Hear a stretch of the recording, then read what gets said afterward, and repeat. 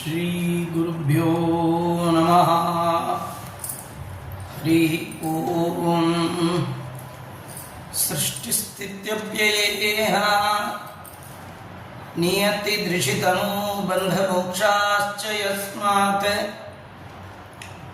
ಅಸ್ಯ ಶ್ರೀ ಬ್ರಹ್ಮರುದ್ರ ಪ್ರಭೃತಿ ಸುರನರದ್ವೀಷ ಚಕ್ರಾತ್ಮಕಸ್ಯ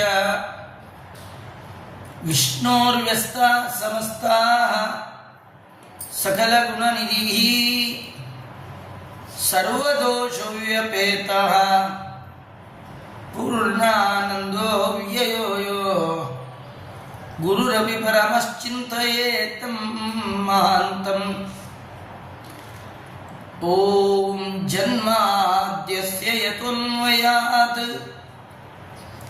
ಇತರತಶ್ಚಾರ್ಥೇಷ್ವವಿಘ್ನತ್ವರಾಟ್ ತೇನೇ ಬ್ರಹ್ಮಹೃದಾಯ ಆದಿಕವಯೇ ಮುಖ್ಯಂತಿ ಯಂ ಸೂರಯಃ.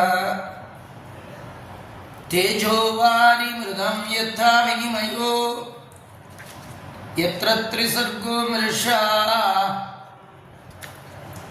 ಧಾಮ್ನಾ ಸ್ವೇನ ಸದಾ ನಿರಸ್ತಕುಹಕಂ ಸತ್ಯಂ ಪರಂ ಧೀಮಹಿ.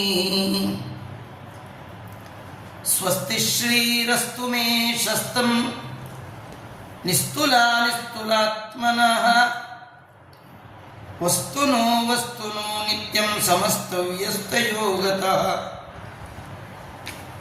ತಪೋ ವಿದ್ಯಾ ವಿರಕ್ತ್ಯಾದಿ ಸದ್ಗುಣೋಗಾಕರಾಣಾಂ ವಾದಿರಾಜಗುರುನ್ ವಂದೇ ಹಯಗ್ರೀವಪದಾಶ್ರಯಾನ್.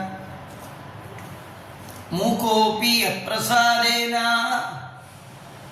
ಮುಕುಂದಶಯನಾಯತೆ ರಾಜರಾಜಾಯತೆ ರಿಕ್ತೋ ರಾಘವೇಂದ್ರಂ ತಮಾಶ್ರಯೇ.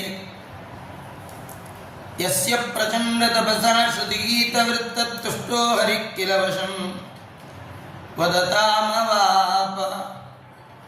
ಶ್ರೀಮಧ್ವಸನ್ಮತಪಯೋನಿಧಿ ಪೂರ್ಣಚಂದ್ರಃ ಶ್ರೀ ವಿಷ್ಣುತೀರ್ಥಮುನಿರಾಟ್ ಮುಧಮಾತನೂತು. ತಪಸ್ವಾಧ್ಯಾಯ ಶುಶ್ರೂಷಾ ಕೃಷ್ಣ ಪೂಜಾರತಂ ಮುನಿಂ ವಿಶ್ವೇಶಮಿಷ್ಟದಂ ವಂದೇ ಪರಿವ್ರಾಟ್ ಚಕ್ರವರ್ತಿನಂ. ಆಪಾದಮೂಲಿಪರ್ಯಂತಂ ಗುರೂಣಾಮಾಕೃತಿಂ ಸ್ಮರೇತ್ ತೇನ ವಿಘ್ನಾಃ ಪ್ರಣಶ್ಯಂತಿ ಸಿದ್ಧ್ಯಂತಿ ಚ ಮನೋರಥಾಃ. ಸ್ವಸ್ತ್ಯಸ್ತು ಸತಃ ರಾಯಃಕಲತ್ರಂ ವಶವಶ್ರುತಾದಯೋ ಗ್ರಹಾಮಹಿ ಕುಂಜರಕೋಶಭೂತಯಃ. ಸರ್ವೇರ್ಥಕಾಮಾಃ ಕ್ಷಣಭಂಗುರಾಯುಷಃ ಕುರ್ವಂತಿ ಮರ್ತ್ಯಸ್ಯ ಕಿಲ ಪ್ರಿಯಂಚಲಾಃ. ಶ್ರೀ ಗುರುಭ್ಯೋ ನಮಃ. ಹರಿ ಓಂ. ಪ್ರಾತಸ್ಮರಣೀಯರಾದ ಶ್ರೀ ವಿಷ್ಣು ತೀರ್ಥರು ಶ್ರೀಮದ್ ಭಾಗವತ ಸಾರೋದ್ಧಾರ ವೈರಾಗ್ಯ ಪ್ರಕರಣದಲ್ಲಿ ಭಗವಂತನ ಅನುಗ್ರಹಕ್ಕೆ ಕಾರಣವಾದ ಸಾಧನದ್ವಯಗಳ ವಿವರಣೆ ಮಾಡ್ತಾ ಭಗವಂತನ ಅನುಗ್ರಹಕ್ಕೆ ಕಾರಣವಾದ ಎರಡು ಸಾಧನಗಳು, ಒಂದು ಭಕ್ತಿ, ಮತ್ತೊಂದು ವಿಷಯದಲ್ಲಿ ವಿರಕ್ತಿ. ಹರಿಪಾದದ ಭಕ್ತಿ, ವಿಷಯದ ವಿರಕ್ತಿ ಭಗವದ್ ಅನುಗ್ರಹಕ್ಕೆ ಕಾರಣ ಅಂತ ವರ್ಣನೆ ಮಾಡಿ ಸಮಗ್ರವಾದ ಈ ಪ್ರಕರಣದ ಒಳಗೆ ವ್ಯಾಸರು ಭಾಗವತದಲ್ಲಿ ಭಗವಂತನ ಅನುಗ್ರಹಕ್ಕೆ ವೈರಾಗ್ಯ ಎಷ್ಟು ಕಾರಣ, ಯಾವೆಲ್ಲ ರಾಜಾದಿರಾಜರು ಹರಿಯ ಹಿರಿಯ ಭಕ್ತರು ವೈರಾಗ್ಯದಿಂದ ಸಾಕಷ್ಟು ಅಧಿಕಾರ ಸಂಪತ್ತೆಲ್ಲವನ್ನು ಬದಿಗಿಟ್ಟು ಅಂತ್ಯಕಾಲದಲ್ಲಿ ವೈರಾಗ್ಯ ಭಗವಂತನ ಒಲುಮೆಗೆ ದೊಡ್ಡ ಭಾಗ್ಯ ಅಂತ ತಿಳಿದು ಮನೆ ಮಡದಿ ಮಕ್ಕಳನ್ನೆಲ್ಲ ಮರೆತು ವೈರಾಗ್ಯವನ್ನು ತಾವು ಸ್ವೀಕಾರ ಮಾಡಿ ಅದರಿಂದ ಉದ್ಧಾರ ಆದ ಬಗೆಯನ್ನು ವರ್ಣನೆ ಮಾಡ್ತಾ ಸಮಗ್ರ ಶ್ರೀಮದ್ ಭಾಗವತ, ಈ ಭಾಗವತದಲ್ಲಿ ವೈರಾಗ್ಯಕ್ಕೆ ಸಂಬಂಧಪಟ್ಟಂತಹ ಮಾತುಗಳು ಎಲ್ಲೆಲ್ಲೇ ಬಂದಿದೆ ಅಂತ ವರ್ಣನೆ ಮಾಡ್ತಾ ಶ್ರೀಮದ್ ಭಾಗವತ 7ನೆಯ ಸ್ಕಂದದಲ್ಲಿ ಬರುವಂತಹ ಒಂದು ಮಾಸು ಬಂಧಕೇಶು ವಿಷಯೇಶು ಶ್ರೇಷ್ಠದ್ವಯಂ ಕಾಂತ ಕನಕ ಇತಿ. ಎರಡು ಅತ್ಯಂತ ಬಂಧಕವಾದ ಪದಾರ್ಥಗಳು, ವೈರಾಗ್ಯಕ್ಕೆ ಪ್ರತಿಬಂಧಕವಾದದ್ದು. ಒಂದು ಹೆಣ್ಣು, ಮತ್ತೊಂದು ಹೊನ್ನು. ಬಂಧಕ ಸಾಮಗ್ರಿಗಳಲ್ಲಿ ಪ್ರಧಾನವಾದದ್ದು ಎರಡು, ಒಂದು ಹೆಣ್ಣು, ಮತ್ತೊಂದು ಹೊನ್ನು. ಇಷ್ಟರವರೆಗೆ ಶ್ರೀ ವಿಷ್ಣು ತೀರ್ಥರು ಹೆಣ್ಣಿನ ಬಂಧಕ ಶಕ್ತಿ, ಬಂಧಕ ಅಂದರೆ ಭಗವಂತನ ಕಡೆ ಹೋಗದಿರುವ ಹಾಗೆ ಮಾಡುವಂತಹ ಶಕ್ತಿ, ಜೀವನದಲ್ಲಿ ವೈರಾಗ್ಯಕ್ಕೆ ಎಡೆ ಕೊಡದ ಹಾಗೆ ಮಾಡುವಂತಹ ಸಾಮರ್ಥ್ಯ. ಭಗವದ್ಗೀತೆಯಲ್ಲಿ ಕೃಷ್ಣ ಹೇಳುವ ಸಂದರ್ಭ, ಬಲವಾನ್ ಇಂದ್ರಿಯ ಗ್ರಾಮ ವಿದ್ವಾಂಸಮಪಿ ಕರ್ಷತಿ. ಎಷ್ಟು ಓದಿಕೊಂಡವನು ಕೂಡ, ಸಾಕಷ್ಟು ತಿಳಿದವನು ಕೂಡ ಮತ್ತೆ ಮತ್ತೆ ಹೆಣ್ಣಿನ ಮೋಹ ಅದಕ್ಕೆ ಒಳಗಾಗ್ತಾನೆ. ನಥತಾಸ್ತು ಭವೇನ್ಮೋಹ ಬಂಧಶ್ಚಾನ್ಯ ಪ್ರಸಂಗತಃ ಯೋಷಿತ್ ಸಂಗಾದ್ ಯಥಾ ಪುಂಸ ಯಥಾ ತತ್ಸಂಗಿ ಸಂಗತಃ ಅಂತ ಶ್ರೀಮದ್ ಭಾಗವತದಲ್ಲೇ ಬಂದ ಮಾತು. ದುಷ್ಟ ಸ್ತ್ರೀ ಸಹವಾಸದಿಂದ, ಅವರ ಸಂಘದಿಂದ ಎಷ್ಟು ಮೋಹಕ ಬಂಧಕಗಳು ಉಂಟಾಗತ್ತೋ ಅಷ್ಟು ಬೇರೆ ಯಾವುದರಿಂದಲೂ ಬಂಧಕ ಮೋಹ ಶಕ್ತಿ ಇಲ್ಲ. ಯಾಕಂದರೆ ಭಗವಂತ ಅಂತ ಅದ್ಭುತವಾದ ತನ್ನ ಮಾಯಾಶಕ್ತಿಯಿಂದ ಹೆಣ್ಣನ್ನು ದೇವರು ಸೃಷ್ಟಿ ಮಾಡಿದ್ದಾನೆ. ದೃಷ್ಟ್ವಾ ಸ್ತ್ರಿಯಂ ದೇವಮಾಯಾಂ ತದ್ಭಾವೈಹಿ ಅಜಿತೇಂದ್ರಿಯ ಪ್ರಲೋಭಿತ ಪತತ್ಯಂಧೆ ತಮಸ್ಯಗ್ನೌ ಪತಂಗವತು ಅಂತ ಭಾಗವತದಲ್ಲಿ ಬಂದಿರತಕ್ಕಂಥದ್ದು. ಯದ್ಯಪಿ ಬೇಕಾದಷ್ಟು ಬೇಕಾದಷ್ಟು ಸಂದರ್ಭದಲ್ಲಿ ತಾನು ತಿಳಿದಿದ್ದ ಇದು ಬಂಧಕ ಶಕ್ತಿ ಅಂತ, ಆದರೂ ಕೂಡ ಭಗವಂತನ ಅದ್ಭುತವಾದ ಮಾಯೆಯೇ ಸ್ತ್ರೀಯಾಗಿ ಇರುವಂಥದ್ದು. ಅಂತಹ ಸ್ತ್ರೀ ಅತ್ಯಂತ ಪ್ರತಿಬಂಧಕಗಳು ಅನ್ನುವಂತಹ ಬಂಧಕಗಳಲ್ಲಿ ಹೆಣ್ಣು ಅನ್ನುವ ಒಂದು ಬಂಧಕ ಶಕ್ತಿಯನ್ನು ಇಷ್ಟರವರೆಗೆ ಹೇಳಿ, ಈಗ ಅದಕ್ಕಿಂತಲೂ ಕೂಡ ಒಂದು ದೊಡ್ಡ ಬಂಧಕ ಶಕ್ತಿ ಇರೋದು ಅದು ಹೊನ್ನಿನ ಮೇಲೆ. ಪ್ರಹ್ಲಾದ ಅವ ಹೇಳ್ತಾ ಇದ್ದಾನೆ, ಈ ದುಡ್ಡು ಇದು ಎಂಥದ್ದು, ಯಾರಲ್ಲಿ ಸಂಪತ್ತಿದೆ, ಯಾರಲ್ಲಿ ಅರ್ಥ ಇದೆ, ಆ ಅರ್ಥದಿಂದ ಹಿಂಬಾಲಿಸಿ ಬರುವಂತಹ ಅರ್ಥಗಳು ಅನರ್ಥಗಳ ಬಗ್ಗೆ ಪ್ರಹ್ಲಾದ ರಾಜರು ಹೇಳ್ತಾ ಇದ್ದಾರೆ. ಹಾಗೆ ಅವಧೂತ ಮುನಿ ತಾನು ಹೇಳ್ತಾ, ಸ್ಥೇಯಂ ಹಿಂಸಾ ನೃತಂ ದಂಭ ಕಾಮಕ್ರೋಧ ಸ್ಮಯೋ ಮದ ಭೇದ ವೈರಂ ಅವಿಶ್ವಾಸ ಸಂಸ್ಪರ್ಧಾ ವ್ಯಸನಾನಿ ಚ ಏತೆ ತ್ರಯೋದಶ ಅನರ್ಥಾಃ ಹ್ಯರ್ಥಮೂಲಮತಾಂಧ್ರುಣಾಂ. ಅನರ್ಥದಿಂದ ಅರ್ಥದಿಂದ ಉಂಟಾಗುವಂತಹ 13 ಅನರ್ಥಗಳು ಮನುಷ್ಯನಿಗೆ. ಇದನ್ನು ಚೆನ್ನಾಗಿ ತಿಳಿದು ಶ್ರೇಯೋತಿ ದೂರತಸ್ತ್ಯಜೇತ್, ದೇವರ ಪರಮಾನುಗ್ರಹಕ್ಕೆ ಪಾತ್ರನಾಗಬೇಕು ಅಂತ ಬಯಸುವವ ಅನರ್ಥಕ್ಕೆ ಕಾರಣವಾದಂತಹ ಅರ್ಥವನ್ನು ಬಹುದೂರದಿಂದಲೇ ಸರಿಸಬೇಕು ಅಂತ ಇರಬೇಕು, ದೂರದಿಂದ ಇರಬೇಕು ಅಂತ ತಿಳಿಸ್ತಾ ಇದ್ದಾರೆ. ಮನುಷ್ಯ ಇಂತಹ ಧನಾರ್ಜನೆಯಲ್ಲಿ ಹೇಗೆ ಆಯುಷ್ಯವನ್ನು ವ್ಯರ್ಥ ಮಾಡಿಕೊಳ್ತಾನೆ, ಪ್ರಾಣವನ್ನೇ ತ್ಯಾಗ ಮಾಡ್ತಾನೆ, ಅದನ್ನು ವರ್ಣನೆ ಮಾಡ್ತಾ ಇದ್ದಾರೆ. ಈ ಮಂಗಳ ಪದ್ಯವನ್ನು ನಾನೊಮ್ಮೆ ಉಚ್ಚಾರ ಮಾಡ್ತೇನೆ, ನೀವು ಎಲ್ಲ ಅದನ್ನು ಮತ್ತೆ ಹೇಳ್ರಿ.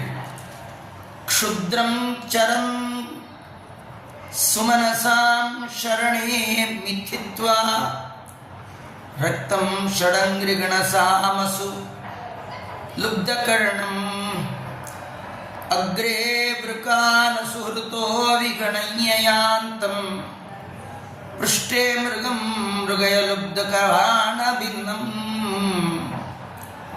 ಕ್ಷುದ್ರಂ ಚರಂ ಸುಮನಸಾಂ ಶರಣೇ ಮಿಥಿತ್ವಾ ರಕ್ತಂ ಷಡಂಗ್ರಿಗಣಸಾಮಸು ಲುಬ್ಧಕರ್ಣಂ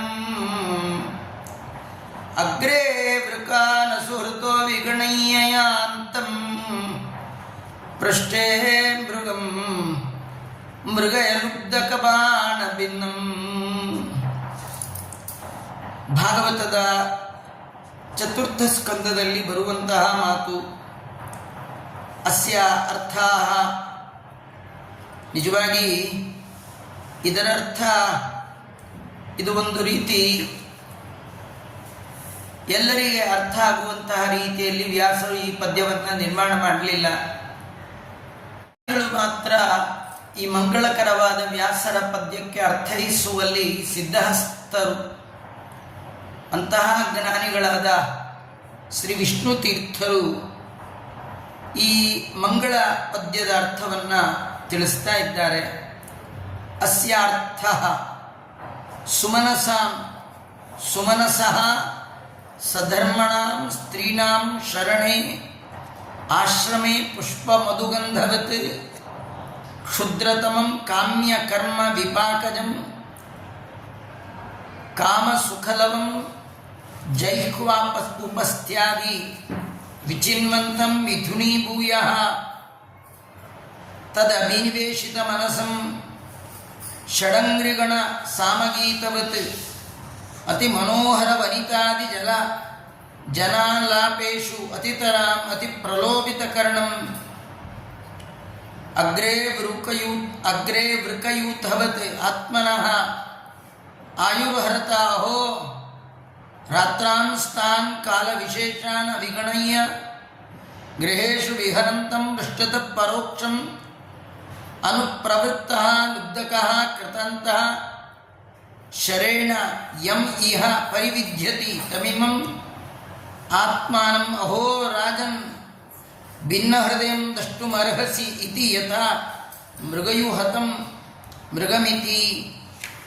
ಇದರ ಅರ್ಥವನ್ನು ಹೇಳ್ತಾ ಇದ್ದಾರೆ. ಇದು ಪ್ರಾಚೀನ ಬರಿಹಿ ಮಹಾರಾಜನಿಗೆ ನಾರದರು ಮಾಡುವಂತಹ ಉಪದೇಶ. ಅಲ್ಲಿ ಕ್ಷುದ್ರಂ ಚರಂತಂ ಸುಮನಸ ಪುಷ್ಪಭರಿತವಾದಂತಹ ಒಂದು ಅರಣ್ಯದಲ್ಲಿ ಒಂದು ಜಿಂಕೆ, ಅದು ತನ್ನ ಸಹಜಾತೀಯ ಹೆಣ್ಣು ಜಿಂಕೆಯೊಂದಿಗೆ ಸಣ್ಣ ಗರಿಕೆ ಹುಲ್ಲು, ಚಿಗುರಾದ ಎಲೆಗಳನ್ನು ಮೇಯ್ತಾ ದುಂಬಿಗಳ ಮಧುರವಾದ ಝೇಂಕಾರಕ್ಕೆ ಕಿವಿಗೊಟ್ಟು ಅದರಲ್ಲೇ ಆಸಕ್ತವಾಗಿದೆ. ಪಕ್ಕದಲ್ಲಿ ಹೆಣ್ಣು ಜಿಂಕೆ ತಿನ್ನಲಿಕ್ಕೆ ಚಿಗುರೆಲೆ ಇರೋದು, ಕಾಡು ಕೇಳ್ತಾ ಇರೋದು ಗಾನ, ಮೈ ಮರೆತು ಹೋಗಿದೆ. ಎಲ್ಲ ವಿಷಯದಲ್ಲಿ ಮನಸ್ಸನ್ನು ಅಭಿನಿವೇಶನ ಮಾಡಿದೆ. ಅದಕ್ಕೆ ಯಾವ ಆ ಜಿಂಕೆ ಅದಕ್ಕೆ ತನ್ನ ಮುಂದೆ ನನ್ನ ಪ್ರಾಣವನ್ನೇ ತೆಗೆಯುವಂತಹ ತೋಳಗಳಿದೆ ಅಂತ ಗೊತ್ತೇ ಆಗ್ತಾ ಇಲ್ಲ. ಅವುಗಳ ಎಚ್ಚರಿಕೆ ಇಲ್ಲದೆ ತನ್ಪಾಡಿಗೆ ತಾನು ಚಿಗುರೆಲೆ ತಿಂತಾ ಇದೆ. ಒಂದು ಕಡೆ ತೋಳ ಮುಂಭಾಗದಲ್ಲಿ, ಹಿಂದಿನಿಂದ ಒಬ್ಬ ಬೇಡ ಲುಬ್ಧಕ ಆ ಜಿಂಕೆಯನ್ನ ಘಾಸಿಗೊಳಿಸಬೇಕು ಅಂತ ಹೇಳಿ ತನ್ನ ಬಿಲ್ಲಿನ ಒಳಗೆ ಬಾಣವನ್ನ ಹೂಡಿ ಆ ಬಾಣವನ್ನ ಬಿಟ್ಟಿದ್ದಾನೆ. ಇದು ಜಿಂಕೆಯ ಸ್ಥಿತಿ. ಮುಂದೆ ಪ್ರಾಣ ತೆಗೆಯುವ ತೋಳ, ಹಿಂದೆ ಬೇಡ, ಮಧ್ಯದಲ್ಲಿ ಈ ಚಿಗುರು ಎಲೆ, ಒಳ್ಳೆ ಗಾನ. ಇದರಲ್ಲಿ ತನ್ನ ಸಾವನ್ನೇ ಮರೆತು ನಾನಿನ್ನೊಂದು ಕ್ಷಣದಲ್ಲಿ ಸಾಯ್ತೀನಿ ಅನ್ನೋದನ್ನು ಮರೆತು ನಿರಾತಂಕವಾಗಿ ಏನೋ ಹಾಗೇ ಇಲ್ವೇನೋ ಎಂಬುವಂತೆ ಆ ಜಿಂಕೆಯ ಸ್ಥಿತಿ. ಆ ಜಿಂಕೆ ಮರಿಯಂತೆ ನೀನು ಕೂಡ ಆಗಿದ್ದೀಯ ರಾಜ ಅಂತ ಹೇಳಿ ಪ್ರಾಚೀನ ಬರಿಹಿಗೆ ನಾರದರು ವರ್ಣನೆ ಮಾಡ್ತಾ ಇದ್ದಾರೆ.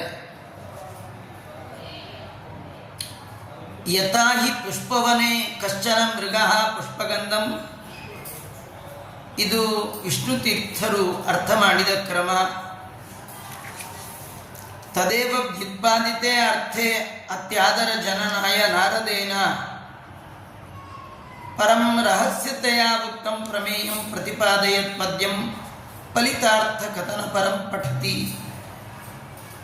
ಪರಮ ರಹಸ್ಯವಾದಂತಹ ಪ್ರಮೇಯ ಇದು ಎಲ್ಲರಿಗೆ ಅರ್ಥ ಆಗಬಾರದು. ಆದರೆ ಈ ಧನದ ಮೇಲೆ ಆಸೆಯನ್ನು ಪಡಬಾರದು. ದೂರದಿಂದಲೇ ಅವುಗಳನ್ನು ಬಿಟ್ಟು ಬಿಡಬೇಕು ಅನ್ನುವ ವೈರಾಗ್ಯ ಅರ್ಥದಲ್ಲಿ ಜೀವನಿಗೆ ಮನುಷ್ಯನಿಗೆ ಬರಬೇಕು ಅಂಥೇಳಿ ಅರ್ಥದಲ್ಲಿ ವೈರಾಗ್ಯವನ್ನು ಉತ್ಪಾದನೆ ಮಾಡುವ ಸಲುವಾಗಿ ಈ ವಿಷಯದಲ್ಲಿ ಕೇಳುವವರಿಗೆ ಆದರ ಉಂಟಾಗಲಿ ಅಂತ ಹೇಳಿ ನಾರದರು ಪ್ರಾಚೀನ ಬರಿಹಿಗೆ ಪರಂಜನೋಪಾಖ್ಯಾನದ ಸಂದರ್ಭದಲ್ಲಿ ವರ್ಣನೆ ಮಾಡುವ ವಿಷಯವನ್ನು ಇಲ್ಲಿ ತಿಳಿಸ್ಕೊಡ್ತಾ ಇದ್ದಾರೆ. ಕ್ಷುದ್ರಮಿತಿ ದುರ್ಗಮಾರ್ಥತ್ವಾತ್ ಸ್ವಯಮೇವ ವಿವೃಣೋತಿ. ಇದು ಅತ್ಯಂತ ದುರ್ಗಮವಾದದ್ದು. ಅದಕ್ಕೆ ಸ್ವಯಂ ಅವರೇ ವಿವರಣೆ ಕೊಡ್ತಾ ಇದ್ದಾರೆ. ಅಸ್ಯಾರ್ಥ ಇತಿ, ಇದರ ಅರ್ಥ ಏನು ಅಂದರೆ ಸುಮನಸಾಂ ಇತ್ಯೇತತ್ ನ ಪುಷ್ಪಬೋಧಕಂ.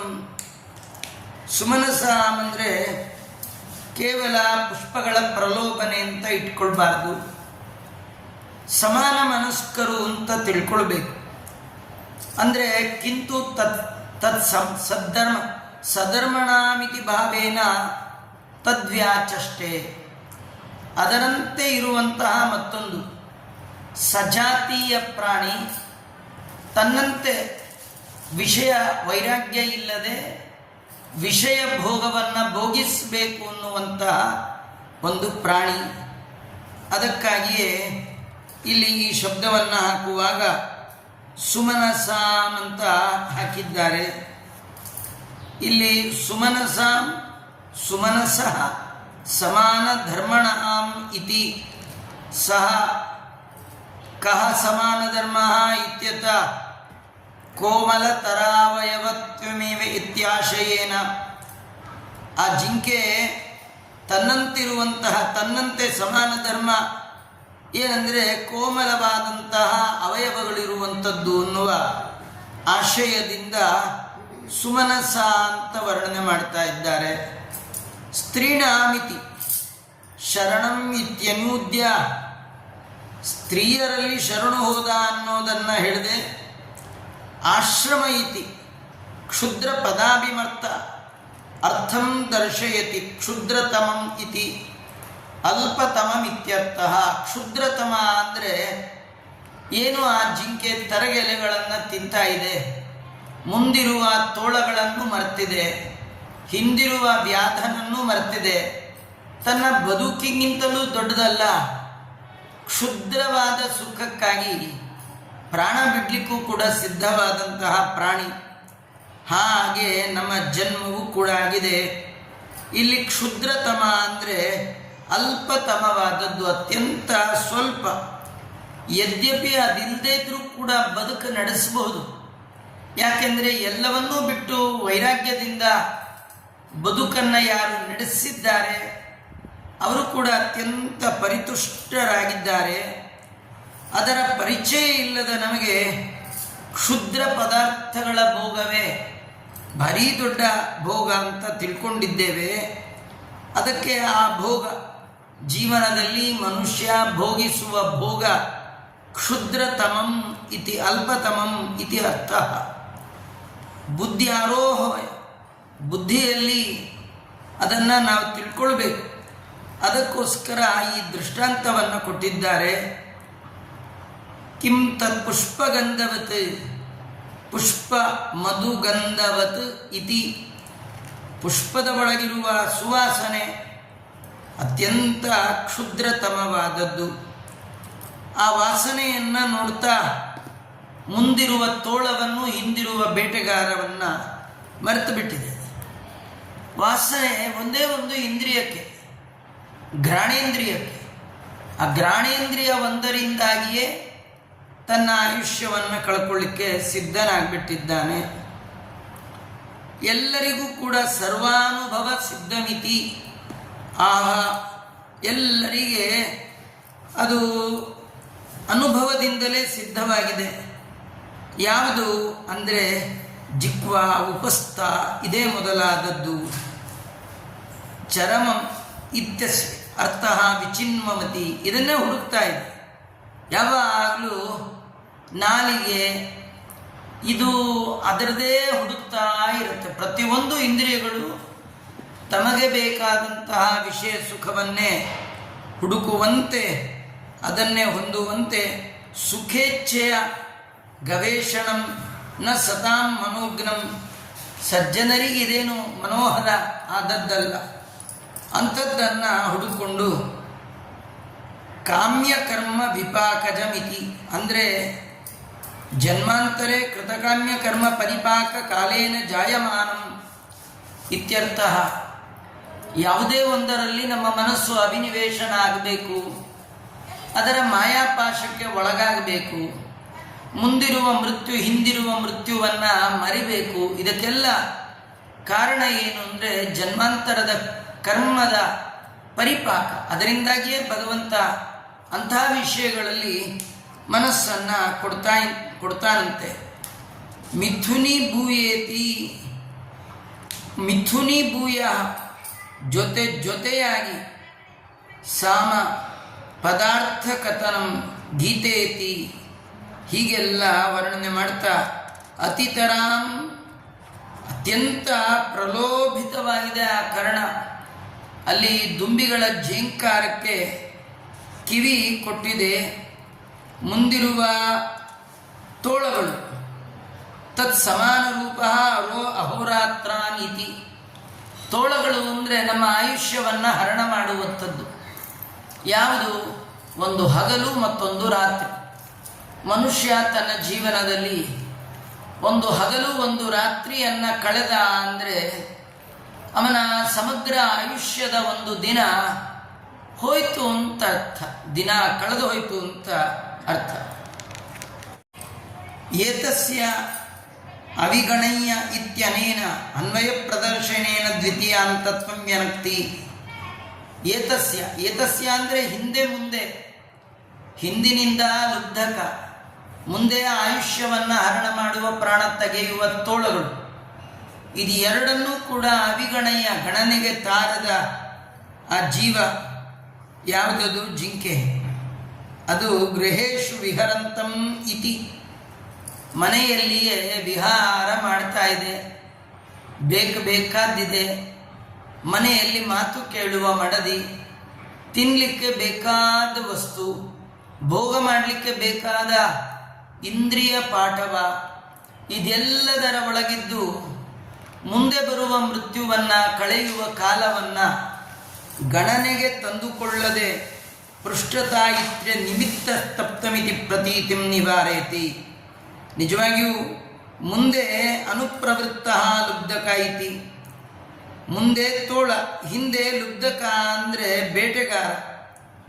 ಇವರಿಬ್ಬರೂ ಸೇರಿ ತತ್ರ ಉಭಯಸ್ಯ ಕರ್ತೃತ್ವಂ ಕರಣತ್ವಂ ವಾ ವಿರುದ್ಧಂ ಇತಿ ಏಕಸ್ಯ ಕರ್ತೃತ್ವಂ ಅಪರಸ್ಯ ಕರಣತ್ವಂ.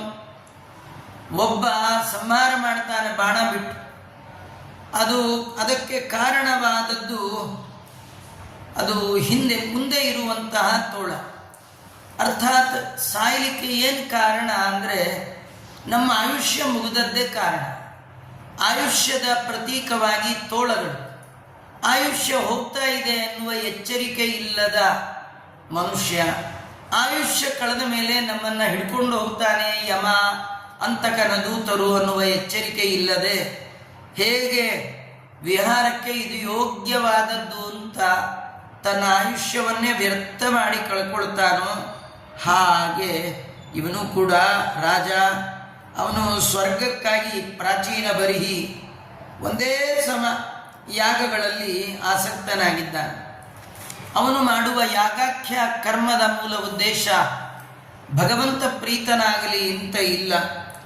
ಮತ್ತೆ ಯಾಕೆ ಮಾಡ್ತಾ ಇದ್ದಾನೆ? ಸ್ವರ್ಗ ಕಾಮನೆಯಿಂದ ಮಾಡ್ತಾ ಇದ್ದಾನೆ. ಸ್ವರ್ಗ ಕಾಮನೆಯಿಂದ ಮಾಡುವಾಗ ಪ್ರಾಣಿ ಬಲಿ ಕೊಡ್ತಾ ಇದ್ದಾನೆ. ಇದನ್ನು ಕಂಡ ನಾರದರು, ಕಾಮ್ಯ ಕರ್ಮದಲ್ಲಿ ಆಸಕ್ತರಾದವರು ಹರಿಯ ಅರಿವಿನಿಂದ ಹೇಗೆ ವಂಚಿತರಾಗ್ತಾರೆ, ಹೇಗೆ ಅನರ್ಥಕ್ಕೆ ಒಳಗಾಗ್ತಾರೆ, ತಿಳ್ಕೊಳ್ಬೇಕಾದ್ದನ್ನು ಎಂದೆಂದೂ ತಿಳ್ಕೊಳ್ಳಿಕ್ಕೆ ಹೋಗೋದೇ ಇಲ್ಲ ಅನ್ನೋದನ್ನು ಹೇಳ್ತಾ, ಕಾಡಿನಲ್ಲಿನ ಒಂದು ಜಿಂಕೆಯ ಪಾಡು ಏನಾಯಿತು, ಆ ಜಿಂಕೆ ಹೇಗೆ ತನ್ನ ಜೀವನವನ್ನು ಕಳ್ಕೊಳ್ತು ಅಂತ ತಿಳಿಸ್ತಾ ಪ್ರಾಚೀನ ಬರಿಹಿಗೆ ಹೇಳ್ತಾರೆ, ರಾಜ ನೀನು ಯೋಚನೆ ಮಾಡು, ನೀನೂ ಕೂಡ ವಿಷಯದ ಭೋಗದಲ್ಲಿ ಆಸಕ್ತನಾಗಿದ್ದೀಯ, ಮೈ ಮರೆತಿದ್ದೀಯ, ಸತ್ತ ನಂತರದಲ್ಲಿ ನರಕಕ್ಕೆ ಬೀಳ್ತೀಯ. ಯಾಕೆ ಅಷ್ಟು ಪ್ರಾಣಿಗಳ ವಧೆಯನ್ನು ಮಾಡಿದ್ದೀಯ? ನೀನು ನಿಜವಾಗಿಯೂ ಇದರಿಂದ ಬಿಡುಗಡೆ ಹೊಂದಬೇಕು, ನರಕಕ್ಕೆ ಹೋಗಬಾರ್ದು ಅಂತ ಆಸೆ ಇದ್ದರೆ ಭೋಗದಲ್ಲಿ, ವಿಷಯ ಭೋಗದಲ್ಲಿ ವಿರಕ್ತಿ, ಭಗವಂತನ ಪಾದಾರವಿಂದದಲ್ಲಿ ಭಕ್ತಿಯನ್ನು ಸಂಪಾದನೆ ಮಾಡಿದಾಗ ಮಾತ್ರ ನೀನು ಮುಕ್ತಿಗೆ ಭಾಜನನಾಗ್ತಾ ಇದ್ದೀಯ ಅಂತ ಉಪದೇಶ ಮಾಡ್ತಾ ಇದ್ದಾರೆ. ಆ ರಾಜನ ಪಾಡು ಈ ಬಡಪಾಯಿ ಜಿಂಕೆಯ ಪಾಡಿಗಿಂತ ಬೇರೆ ಏನಲ್ಲ. ನಾರದರು ರಾಜನಿಗೆ ಮನವರಿಕೆ ಮಾಡಿಕೊಡ್ತಾ ಇದ್ದಾರೆ. ಈ ಸುಮನಸಃ ಅಂದರೆ ಹೂವಿನಂತೆ ಕೋಮಲವಾದ ಕರವೇ ಮೊದಲಾದ ಅವಯವವುಳ್ಳಂತಹ ಸ್ತ್ರೀಯರು, ಪುಷ್ಪರಸಗಳ ಪರಿಮಳದಂತೆ ಕಾಮ್ಯ ಕರ್ಮವು ಕೂಡ ಅತ್ಯಂತ ಆಕರ್ಷಕವಾದದ್ದು. ಅಲ್ಲಿ ವಿಷಯ ಸುಖ, ನಾಲಿಗೆ, ಜನನೇಂದ್ರಿಯ, ಉದರೇಣ ಶಿಷ್ಣ ಅಂತ ವೇದಮಂತ್ರಗಳು ಹೇಳ್ತಾ ಇದೆ. ಯಾವಾಗಲೂ ಅದಕ್ಕಾಗಿಯೇ ಹಾತೊರೆಯುವಂಥದ್ದು. ನೀನು ಕೂಡ ಅನೇಕ ಸ್ತ್ರೀಯರ ಜೊತೆ ವಿಹಾರ ಮಾಡ್ತಾ ಇದ್ದೀಯ. ಹೇಗೆ ತಿನ್ನುವ ಹೊಟ್ಟೆಯ ವಿಷಯದಲ್ಲಿ ಆಸಕ್ತವಾದ ಜಿಂಕೆಯೋ ಹಾಗೆ ನೀನು ಮನಸ್ಸಿಟ್ಟಿದ್ದೀಯ. ಅದು ತಿನ್ನುವ ಸಂದರ್ಭದಲ್ಲಿ ದುಂಬಿಗಳ ಜಿಂಕಾರದಂತೆ ನಾವೆಲ್ಲ ಹೆಂಡಿರು ಮಕ್ಕಳ ಮಾತನ್ನು ಆಸಕ್ತಿಯಿಂದ ಕೇಳ್ತಾ ಇದ್ದೆ. ಅದಾದರೂ ಎಷ್ಟೋ ಪರವಾಗಿಲ್ಲ. ಈಗ ಪಾಪದ ಸಾಂಗ್, ಪಾಪ್ ಸಾಂಗ್, ಅದನ್ನು ಕೇಳ್ತಾ, ನೋಡಬಾರದನ್ನು ನೋಡ್ತಾ, ವಿಷಯವನ್ನು ಭೋಗ ಮಾಡುವಂತಹ ಕೆಟ್ಟ ಕಾಮ ಮಾರ್ಗದಲ್ಲಿ ಹೊರಟ ದುಷ್ಟರಾದ ನಮಗೆ ಈ ಮಾತುಗಳೆಲ್ಲ ಅಷ್ಟು ಸುಲಭ ಸಾಧ್ಯ ಅರ್ಥ ಆಗುವಂಥದ್ದಲ್ಲ. ನೀನು ಮನೆಯ ಮಡದಿ ಮಕ್ಕಳ ಮಾತನ್ನು ಆಸಕ್ತಿಯಿಂದ ಹೇಗೆ ಜಿಂಕೆ ದುಂಬಿಗಳ ಜಿಂಕಾರವನ್ನು, ಅದರ ಮಾಧುರ್ಯವನ್ನು ಆಸ್ವಾದನೆ ಮಾಡ್ತಿತ್ತೋ, ನಿನಗೂ ಕೂಡ ಈ ಎಲ್ಲ ಮಾತುಗಳು ಆಪ್ಯಾಯವಾಗಿ ಮಧುರವಾಗಿ ಕೇಳ್ತಾ ಇದೆ. ಇದರೊಳಗೆ ನೀನು ಕಳೀತಾ ಇದ್ದೀಯ. ಅಲ್ಲಿ ಹಗಲು ರಾತ್ರಿ ಅಲ್ಲಿ ತೋಳಗಳು, ಜಿಂಕೆಯ ಮುಂದೆ ತೋಳಗಳಾದರೆ ನಮ್ಮ ಮುಂದೆ ಕಾಲವನ್ನೇ, ನಮ್ಮ ಆಯುಷ್ಯವನ್ನೇ ನುಂಗುವ ಹಗಲು ರಾತ್ರಿಗಳು. ನಂತರದಲ್ಲಿ ಮಾಸಗಳು, ಪಕ್ಷಗಳು, ಅಯನಗಳು, ವರ್ಷಗಳು ಹೀಗೆಲ್ಲ ಉರುಳುತ್ತಾ ಇದೆ. ನಿನ್ನ ಆಯುಷ್ಯವನ್ನು ಅಪಹಾರ ಮಾಡ್ತಾ ಇದೆ. ಕಾಲ ಮೃತ್ಯುವಿನ ಪರಿವೇ ಇಲ್ಲದೆ ಈ ಅರಮನೆಯಲ್ಲಿ ವಿಹಾರ ಮಾಡ್ತಾ ಇದ್ದೀಯಾ. ಹಿಂದಿನಿಂದಲೇ ಮೃತ್ಯು ಹೆಡೆತಲೆಯಲ್ಲಿ ನರ್ತಿಪುದ ನೀನರಿಯೇ. ನಮಗೆ ಅರಿವಿಲ್ಲದ ಹಾಗೆ ಮೃತ್ಯು ಅನ್ನುವ ಬೇಟೆಗಾರ ನಮ್ಮ ಮೇಲೆ ಗುರಿಯಿಟ್ಟು ಬಾಣ ಹೂಡಿ ನಿಂತಿದ್ದಾನೆ. ಒಂದಿನ ಅವನು ಬಿಡುವ ಬಾಣಕ್ಕೆ ಒಡೆದು ಚೂರು ಚೂರಾಗುತ್ತೆ. ರಾಜ, ವಿಚಾರ ಮಾಡು, ಯೋಚನೆ ಮಾಡು. ನಿನ್ನ ಸ್ಥಿತಿಗೂ ಜಿಂಕೆಗೂ ಏನಾದರೂ ವ್ಯತ್ಯಾಸ ಇದೆಯಲ್ಲ, ನೀನು ವ್ಯತ್ಯಾಸ ಇದೆಯಾ ಅಂತ. ಹಾಗಾಗಿ ನೀನು ಜಿಂಕೆ ಆಗಬೇಡ. ಎತ್ತರದ ಮಾನವ ಜನ್ಮ ದೊಡ್ಡದು. ಹಾಗಾದ್ರೆ ಮಾನವ ಜನ್ಮ ಬಂದಾಗ ಭಗವಂತನಲ್ಲಿ ಭಕ್ತಿ ಮಾಡಬೇಕು, ವಿಷಯದಲ್ಲಿ ವಿರಕ್ತಿ ಮಾಡಬೇಕು ಅಂತ ನಾರದರು ಪ್ರಾಚೀನ ಬರ್ಹಿಗೆ ಉಪದೇಶ ಮಾಡಿದ್ದಾರೆ. ಮುಂದೆ ಪ್ರಾತಸ್ಮರಣೀಯರಾದ ವಿಷ್ಣು ತೀರ್ಥರು ಏನು ಹೇಳಿದ್ದಾರೆ ನೋಡೋಣ ಅಂತ ಹೇಳ್ತಾ, ಈ ದಿನ ಮಂತ್ರಾಲಯ ಪ್ರಭುಗಳನ್ನು ಜಗತ್ತಿಗೆ ಕೊಟ್ಟಂತಹ ಸಂತಶ್ರೇಷ್ಠರು, ಜ್ಞಾನಿಶ್ರೇಷ್ಠರು, ಯತಿಶ್ರೇಷ್ಠರು ಶ್ರೀ ಸುಧೀಂದ್ರ ತೀರ್ಥ ಗುರು ಸಾರ್ವಭೌಮರು ನವಬೃಂದಾವನದಲ್ಲಿ ವಿರಾಜಮಾನರಾದ ಮಹಾನುಭಾವರು. ಸುಧೀಂದ್ರ ತೀರ್ಥರ ಹಿರಿಮೆ ಎರಡು ಮಾತುಗಳಲ್ಲಿ ಹೇಳುವುದಾದರೆ, ಎಂತಹ ಗುರುಗಳು, ಎಂತಹ ಶಿಷ್ಯರನ್ನು ಪಡೆದ ಮಹಾನುಭಾವರು ಸುಧೀಂದ್ರ ತೀರ್ಥರು. ವಿಜಯೇಂದ್ರರಂತಹ ಗುರುಗಳನ್ನು ಪಡೆದು ರಾಘವೇಂದ್ರ ಸ್ವಾಮಿಗಳಂತಹ ಶಿಷ್ಯರನ್ನು ಪಡೆದಿದ್ದಾರೆ.